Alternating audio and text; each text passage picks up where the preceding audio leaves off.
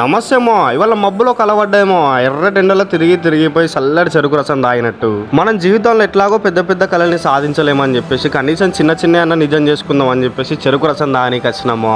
కానీ జోక్ ఏంటంటే ఈ రోజు ఎండ కొట్టలేమో.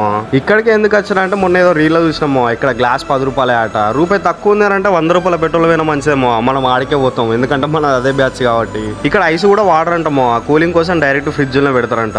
10 రూపాయలకు చెరుకు రసం ఇచ్చుడు ఎక్కువ అని అంటే ఫుల్ గ్లాస్ నింపి వితౌట్ ఐస్ ఇంకా సబ్జా గింజలు కూడా పెట్టినమో. 10 రూపాయలకు మనోనికి ఏం మిలుగుతుందో నాకైతే అర్థం కాలేమో. మరి టేస్ట్ విషయానికైతే దీని గురించి స్పెషల్ గా చెప్పాలమో. ఆ చెరుకు రసం ఏడాది కూడా గట్టిన ఉంటుందమో, తీయే ఉంది. మీ జీవితంలో మీరు ఎప్పుడో ఒకసారి బొంగులో చికెన్ ఉంటారుమో, కానీ బోండంలో ఐస్ క్రీమ్ విన్నరామో, అది ఇక్కడ దొరుకుద్దిమో. అదే స్పెషాలిటీ ఇక్కడ. కొబ్బరి బోండంలో కొబ్బరి నీళ్ళు తాగినాక లోపల కొబ్బరి ఉంటాయి కదమో, దాన్ని తీసి చిన్న ఇచ్చగొడతాడమో. దాని తర్వాత అలా వెన్నెల ఐస్ క్రీమ్ ఏదో ఒక ఫ్లేవర్ ఇస్తాడమో. మేము పోయినప్పుడు అయితే వెన్నెల ఒకటే ఉంది. ఇక టేస్ట్ విషయానికైతే బాగానే ఉన్నదమో. కొత్తగా ట్రై చేయాలనుకుంటే ట్రై చేయొచ్చు. దీని రేటు 40-45 ఎంతో ఉండేమో, మర్చిపోయినా.